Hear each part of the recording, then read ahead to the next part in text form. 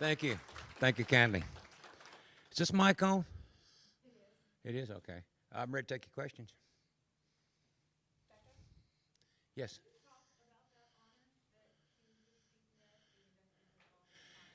You know, it's hard to articulate because it's something that you don't dare even dream about. There are kind of, I'm not going to say formulas, but there's more of a yellow brick road to get to some of the destinations you want to go to. There's not one for that.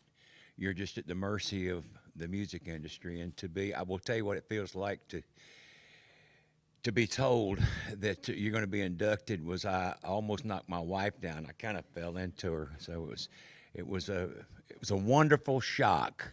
If you can imagine getting a big shock of electricity and it being a joy, that's kind of what it was like.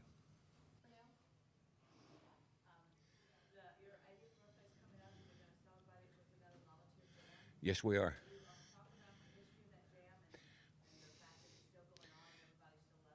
Volunteer Jam started in 1974 when we wanted to do two live cuts for an album called Fire on the Mountain.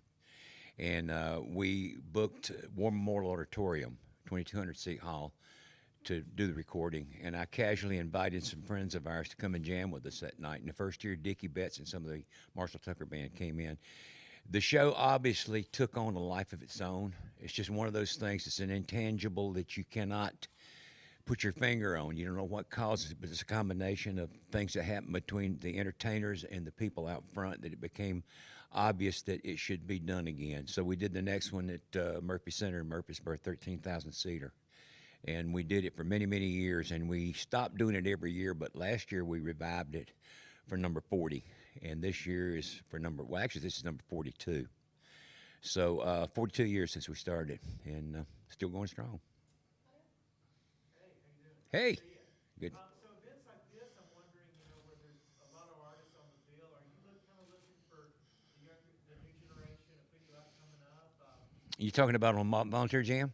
No, no, it's the CMA Music Festival, like or events like this at the CMA Music Festival. Are you kind of keeping an eye on the next generation of country singers? Who do you like out there? You know, I really don't know. I'll be honest with you about it. I don't keep up with things. I'm so involved in my career, and I play so much, and I write a lot, and I don't really know who's doing what, but there's some fine young talent, and I can't tell you their names, and I don't know who from who. But anyway, let's suffice it to say that I know who Merle Haggard is.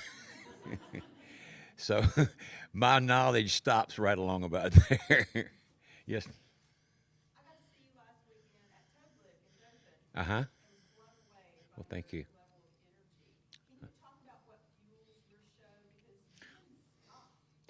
I love what I do.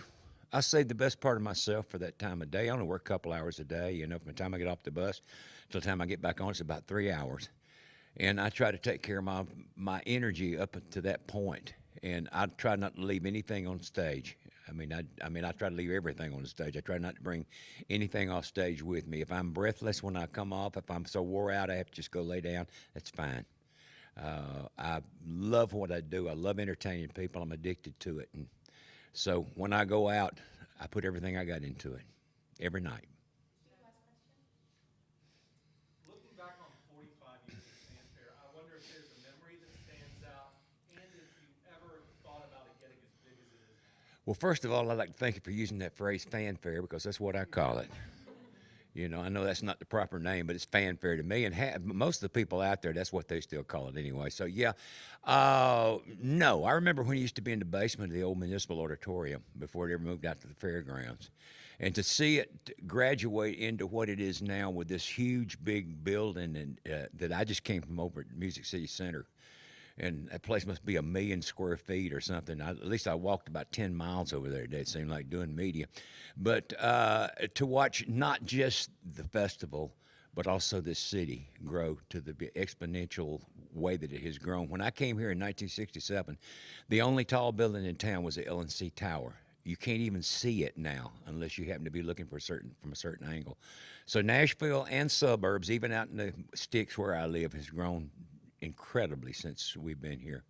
And still at the same time, it has managed to maintain a certain amount of that kind of small town. I think that's the wrong phrase, but music community sort of thing. And I hope it stays that way, where all the people in the music community still care about each other. What happened during the flood here, I think, was the best example of Nashville, where people helped each other. I mean, not just paid lip service to it, but actually did it. They cooked for people on their lawns. They took perfect strangers into their houses.